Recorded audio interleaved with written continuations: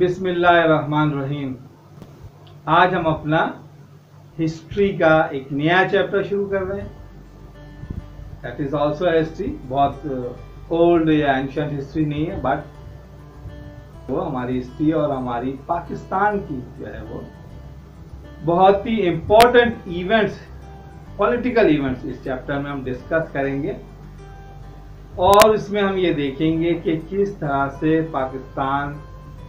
Different stages पे politically unstable रहा, sometime stable रहा, क्या प्रॉब्लम्स हुई, किस तरह टैकल किया गया। इस पूरे चैप्टर में हम उन तमाम इवेंट्स को डिस्कस करेंगे। और ये जो इवेंट्स हैं स्पेशली जो है वो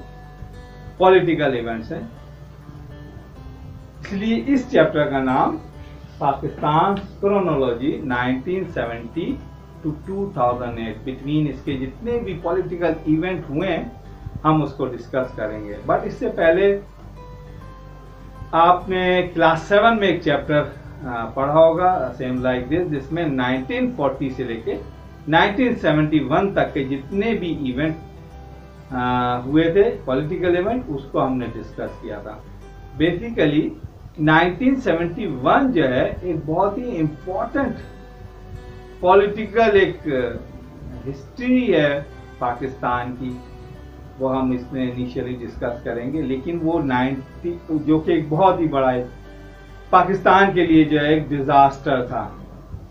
लेकिन ये डिजास्टर क्यों हुआ, असल बात इससे पहले जितनी भी पॉलिटिकल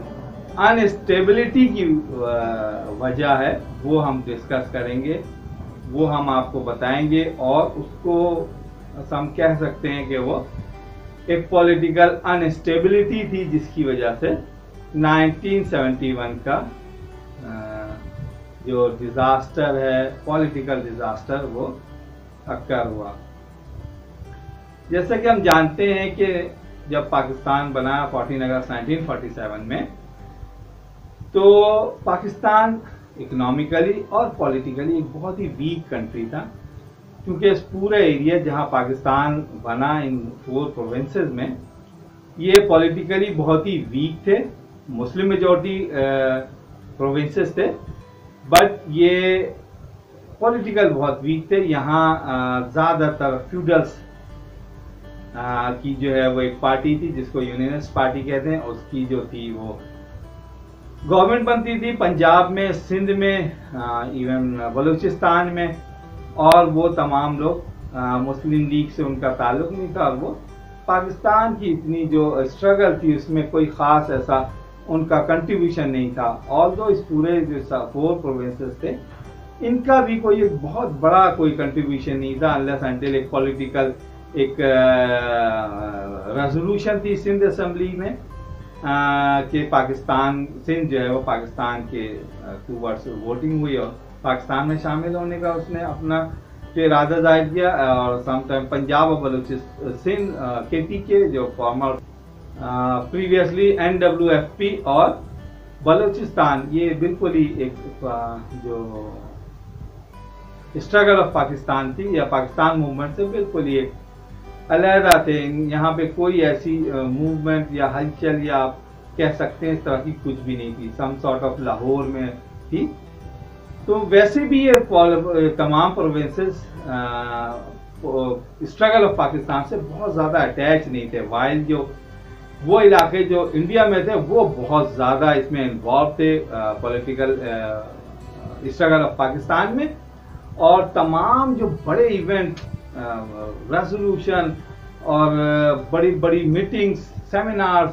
और एजिटेशन, इवन हिंदू मुस्लिम राइट्स जिसमें हजारों मुसलमान कत्ल हुए, वो उन इलाकों में हुआ जो अब इंडिया में है। और ये इलाका बिल्कुल पुरसुकून, और यहाँ इस तरह की कोई भी अनस्टेबिलिटी नहीं थी, क्योंकि वो सारी अनस्टेबिलिटी इसलिए वहां थी कि वहां एक बहुत बड़े पैमाने पर पाकिस्तान मूवमेंट चल रही थी,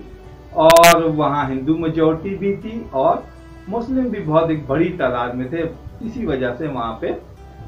हिंदू मुस्लिम राइट्स हुआ, जिसमें हजारों लाखों लोग जो है वो कत्ल हुए। वाइल वो तमाम इलाके जो पाकिस्तान से भी ज़्यादा जिसकी आबादी थी वो पाकिस्तान में शामिल नहीं हो सकते थे, क्योंकि मुस्लिम मेजॉरिटी इलाके जो थे वो पाकिस्तान में शामिल होने थे, जिसमें सिंध, बलूचिस्तान, पंजाब, NWFP और बंगाल, वो ईस्ट बंगाल जो था वो इन पाकिस्तान के जो इलाका पाकिस्तान में शामिल होना था। और ये तमाम मुस्लिम मेजॉरिटी जो इलाके थे वो ब्रिटिश गवर्नमेंट ने इकोनॉमिकली बहुत ही वीक रखा था इन तमाम प्रोविंसेस को, ताकि मुसलमान जो है यहाँ के बहुत ही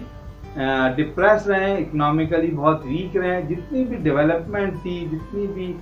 इन गवर्नमेंट के सारा फोकस था वो उन इलाकों में था जो अब इंडिया में शामिल है। दिल्ली था और बॉम्बे है और यूपी है और मगरबी बंगाल के या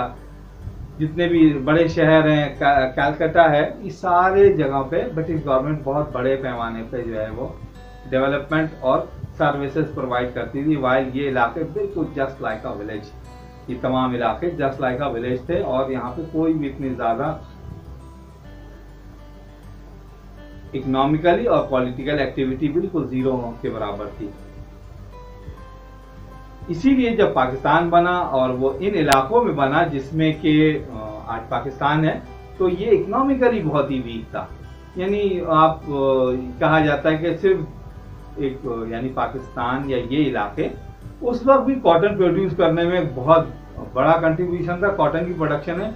बट इस पूरे पाकिस्तान में सिर्फ 2 कॉटन मिल्स थी और एक ऑयल रिफाइनरी थी जो अटक में थी। वहीं से ऑयल क्योंकि निकलता था वहां से अटक ऑयल मिल से, वहां पे एक ऑयल में माइंस थी, ऑयल वेल था जहां से ऑयल क्रूड ऑयल निकलता था। वहां पे एक बहुत ही छोटे पैमाने पे जो है वो उसकी ऑयल की रिफाइनरी थी और एक कराची में जो थी एक सीमेंट फैक्ट्री थी। इसके अलावा कोई बहुत बड़ी इकोनॉमिक एक्टिविटी नहीं थी। तो जब पाकिस्तान बना तो कायद आज़म को एक बहुत ही इकोनॉमिकली वीक जो था वो कंट्री मिला और पॉलिटिकली भी बहुत ही अनस्टेबिलिटी थी, क्योंकि मुस्लिम लीग का ताल्लुक जितनी भी थी वो मेन फ्रेम की जो मुस्लिम लीग लीडरशिप थी उनका ताल्लुक इन एरिया से नहीं था, तो उनको भी बहुत मुश्किलात थी इन इलाकों में एडजस्ट होने के लिए। बट कायद आज़म की बहुत हार्ड डे नाइट वर्किंग और लीडरशिप ने पाकिस्तान को इनिशियली इस काबिल बना दिया कि वो, बट कायद आज़म बहुत ही जल्दी इंतकाल कर गए। बहुत ज़्यादा पाकिस्तान के लिए पाकिस्तान को टाइम नहीं दे सके अनफॉर्चुनेटली। सिर्फ 2 साल के बाद यानी 1952 में आफ्टर 4 years 1952 में लियाकत अली खान भी शहीद कर दिए गए। इस तरह पाकिस्तान एक शुरू ही में पॉलिटिकल अनस्टेबिलिटी का शिकार हो गया और जो उस वक्त की लीडरशिप थी, जो 2 बड़े लीडर थे उस वक्त वो मेन लीडरशिप के जो 2 बड़े लीडर थे वो अपनी दुनिया में नहीं थे, तो टॉप की जो पॉलिटिकल लीडरशिप थी वो भी अनसेफ हो गई एक तरह की और पॉलिटिकल अनस्टेबिलिटी हो गई, क्योंकि किसी भी मुल्क के लिए, किसी भी मुल्क को चलाने के लिए वहाँ के लिए कॉन्स्टिट्यूशन बहुत ही इम्पोर्टेंट रोल प्ले करता है। बहुत नेसेसरी होता है कि किसी भी मुल्क को चलाने के लिए एक कॉन्स्टिट्यूशन हो। Fortunately Indian act British act 1935 में अमेंडमेंट्स करके उस को 1952 में इम्पोज कर दिया अपने मुल्क में और वो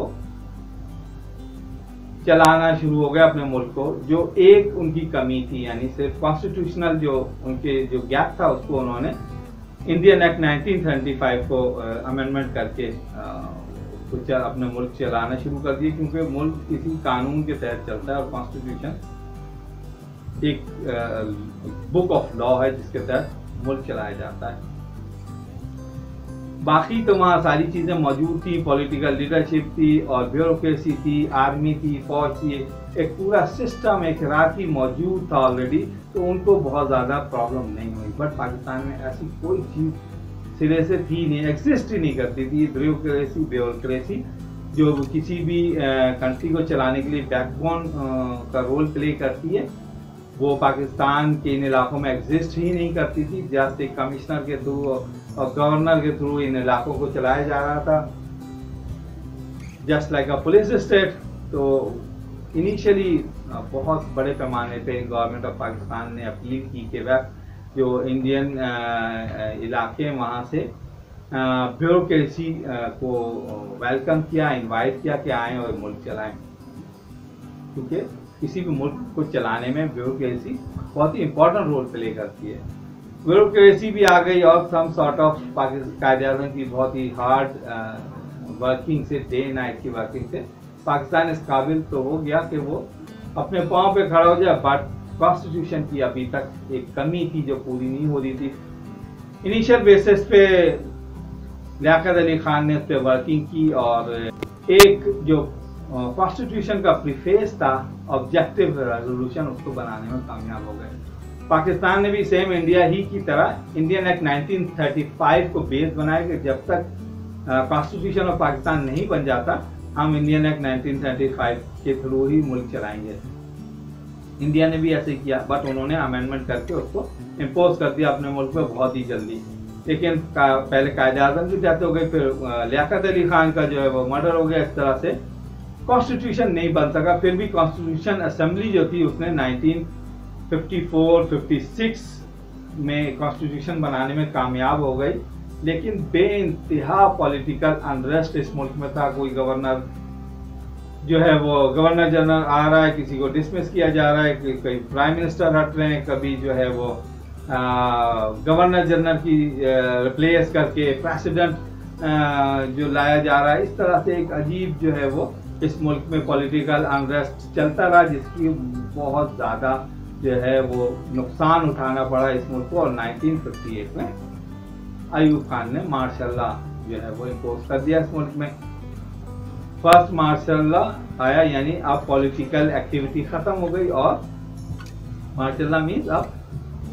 मिलिट्री लीडरशिप जो है इस मुल्क को चलाएगी। और अयूब खान ने ऑलमोस्ट 10 ईयर जो है 1968 से 69 तक जो इस मुल्क को चलाया। एक कॉन्स्टिट्यूशन उसने भी 1962 में दिया, बट पार्लियामेंटेरियन प्रोसेस के थ्रू एक कॉन्स्टिट्यूशन पास होता है, वही एक जो ओरिजिनल जो जेन्युइन जो इस मुल्क का कॉन्स्टिट्यूशन होता है, जिसके तहत मुल्क चलाया जाता है। और फिर ये हुआ कि 1969 में अयूब खान को भी रिजाइन देना पड़ा और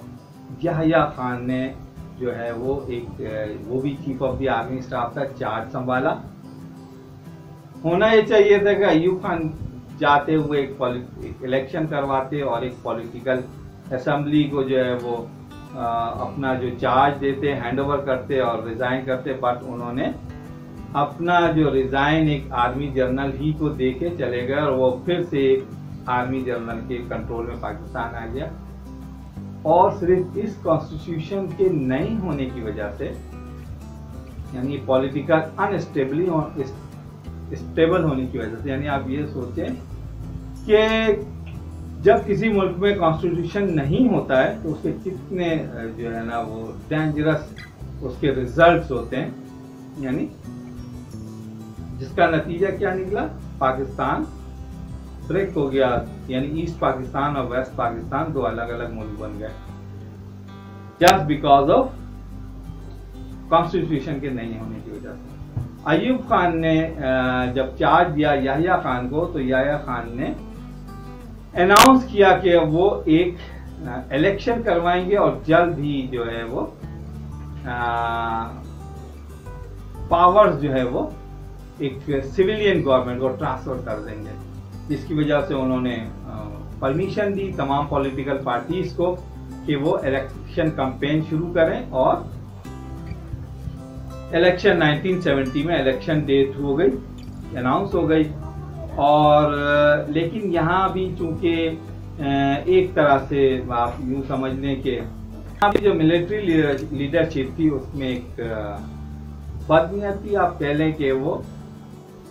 उन्होंने एक जुल्फ़िकार अली भुट्टो जो पाकिस्तान पीपल्स पार्टी को लीड कर रहा था और दूसरी बड़ी मेजर पार्टी शेख मुजीबुर रहमान की थी, जिसकी पार्टी का नाम था अवामी लीग। वो ईस्ट पाकिस्तान में एक बड़ी मेजोरिटी बहुत ही पावर के साथ अपनी इलेक्शन कैंपेन चला रही थी, वाइल पाकिस्तान पीपल्स पार्टी जो वेस्ट पाकिस्तान था यानी करंट पाकिस्तान, इसमें अब इलेक्शन कैंपेन और यहाँ की एक सबसे बड़ी पॉलिटिकल पार्टी थी। या ये पाकिस्तान पीपल्स पार्टी को ये पता था कि वो इतनी बड़ी मेजोरिटी में नहीं जीत सकते इलेक्शन, तो उन्होंने जो ये पॉलिटिकल हिस्टोरियन कहते हैं कि उन्होंने याह्या खान के साथ याह्या खान को एक तरह की फहमी थी कि वो ये समझता था कि पाकिस्तान पीपल्स पार्टी जो है वो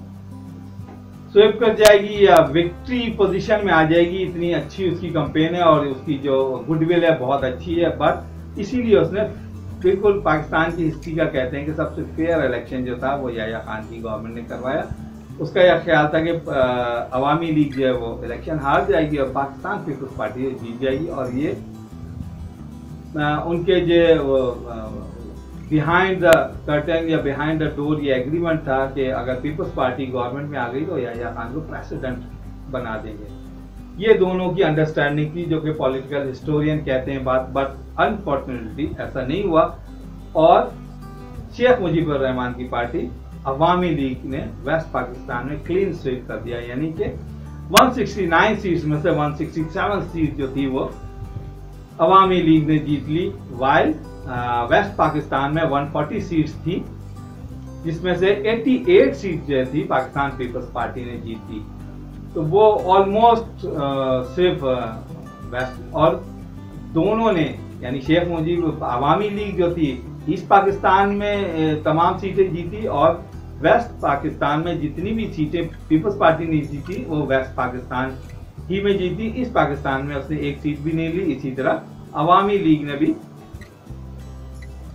यहाँ पे कोई बड़ी जो है विक्ट्री हासिल नहीं की, लेकिन फिर भी वो अवामी लीग जो है पाकिस्तान पीपल्स पार्टी से नंबर्स में डबल सीटें जीत चुकी थी और ये एक बड़ा याह्या खान को एक बहुत बड़ा सेटबैक लगा और पाकिस्तान पीपल्स पार्टी भी बिल्कुल भी ये इस सोच में नहीं थी कि वो इतनी बुरी तरह से वेस्ट पाकिस्तान में हार जाएगी और बिल्कुल वो तैयार थे कि वो फुल क्लीन स्वीप करेगी और विक्ट्री जीत ले लेगी और जुल्फ़िकार अली भुट्टो जो नेक्स्ट प्राइम मिनिस्टर होंगे, बट ऐसा नहीं हुआ और एक बहुत ही पाकिस्तान की पॉलिटिकल हिस्ट्री का एक बहुत बुरा वक्त जो है वो शुरू हो गया। यानी अवामी लीग को किसी तरह से भी कोई जो थी वो गवर्नमेंट देने को तैयार नहीं था, ना तो याह्या खान और ना ही जुल्फ़िकार अली भुट्टो। हालांकि जुल्फ़िकार अली भुट्टो एक पॉलिटिकल जो गवर्नमेंट या पॉलिटिकल प्रोसेस जो होता है उसमें हार चुके थे और जो पार्टी जीतती है इलेक्शन यानी नंबर ऑफ सीट्स ज्यादा लेती है वो उसका राइट है कि वो गवर्नमेंट बनाए और प्राइम मिनिस्टर और प्रेसिडेंट बनाए, बट ऐसा नहीं हुआ और शेख मुजीब के साथ शेख मुजीब को कोई भी इख्तिदार देने को या गवर्नमेंट देने को तैयार नहीं था और यहीं से पाकिस्तान की जो पॉलिटिकल एक डिजास्टर जो है वो शुरू हुआ। बहुत बड़े पैमाने पर वेस्ट ईस्ट पाकिस्तान में एजिटेशन शुरू हुए और जो बढ़ते बढ़ते बढ़ते सिविल वॉर तक पहुंच गए। बहुत बड़े पैमाने पर जो सिविल वॉर शुरू हुई और इसका फायदा इंडिया ने बिल्कुल 100% लिया और वो इसी ताक में था, इसी इंतजार में था कि पाकिस्तान की इसी तरह की पॉलिटिकल अनस्टेबिलिटी हो और वो अपना पुराना जो बदला जो इंडिया सब कॉन्टिनेंट के डिवीजन का जो वो बदला था या गुस्सा था वो निकाल सके। लिहाजा ये मौका हमने इंडिया को खुद प्रोवाइड किया कि वो पाकिस्तान के इन मामलों में इंटरवीन करे। लिहाजा उसने शेख मुजीब को खुलकर बैक पे खड़ा हो गया, अपनी आर्मी जो सिविलियन ड्रेस में ईस्ट पाकिस्तान में भेज दी और शेख मुजीब ने अपनी एक मिलिट्री विंग बनाया जिसका नाम था मुफ्ती बानी और वो यानी आज़ादी के मतवाले और उसने पाकिस्तान आर्मी से जंग शुरू कर दी और मुफ्ती बानी में इंडियन आर्मी के जो लोग थे सिविलियन ड्रेस में वो भी शामिल हुए और पाकिस्तान आर्मी से जंग हुई। बहुत बड़ी कैजुअलिटीज एक दफ़ा फिर हुई, यानी जब पाकिस्तान बना 1947 में और एक उस वक्त बहुत ज़्यादा लोगों की कैजुअलिटीज हुई, और फिर 1971 में एक दफ़ा फिर पाकिस्तानियों की बहुत बड़े पैमाने पर कैजुअलिटीज हुई इस सिविल वार के दौरान। शेख मुजीब आखिर तक पाकिस्तान का हामी रहा। उसने अपने 6 पॉइंट पेश किए कि अगर ये 6 पॉइंट मेरे एक्सेप्ट कर लिए जाएं तो मैं पाकिस्तान की हिमायत करूंगा और विदड्रॉ कर लूंगा अपने जो उसकी जो डिमांड है उससे। उसने 6 पॉइंट की डिमांड दी, बट वेस्ट पाकिस्तान ने और याह्या खान ने, या आप कह लें कि जो मिलिट्री लीडरशिप थी, उसने वो तमाम पॉइंट्स को एक्सेप्ट करने से इनकार कर दिया। लिहाजा इन दी एंड बहुत बड़े पैमाने पर सिविल वॉर हुई और पाकिस्तान आर्मी को अनफॉर्चुनेटली सरेंडर करना पड़ गया 16 दिसंबर 1971 को। दैट इज वाई 16 दिसंबर 1971 जो था black day in the history of Pakistan political history का एक ब्लैक डे समझा जाता है कि इस दिन पूरी दुनिया में जो इस्लामिक वर्ल्ड का एक सबसे बड़ा मुल्क पाकिस्तान और एक बहुत बड़ी आर्मी, यानी सबसे बड़ा मुल्क वो ब्रेक हुआ, टूट गया, और सबसे बड़ी इस्लामिक आर्मी यानी 90,000 आर्मी जो थी वो सरेंडर किया और प्रिजनर ऑफ वॉर बन गई इंडिया की। ये भी एक अजीब बात थी कि वो सिविल वॉर ईस्ट पाकिस्तान में हुई, बट वो तमाम आर्मी जो प्रिजनर बनी वो इंडिया की बनी, वहीं रखे गए। और इंडिया से एक एग्रीमेंट हुआ, भुट्टो ने एक एग्रीमेंट किया, जो वेस्ट पाकिस्तान बचा था उसका प्राइम मिनिस्टर जो है वो भुट्टो बन गए, और फिर इंडिया से एक एग्रीमेंट के तमाम जो हमारी सिविल आर्मी जो प्रिजनर थे उनको रिलीज कराया। तो इस तरह से अब हम इस चैप्टर में ईयर बाय ईयर जो पाकिस्तान पॉलिटिकल हिस्ट्री जो 1970 के बाद से शुरू हुई, वो भी कोई इतनी अच्छी पॉलिटिकल हिस्ट्री नहीं थी, बट उसमें बहुत सारे अच्छे इवेंट भी हुए और बहुत सारे जो है वो सैड इवेंट भी हुए। तो उन इवेंट को हम 1 बाय 1 डिस्कस करेंगे अपने आने वाले लेक्चर्स में।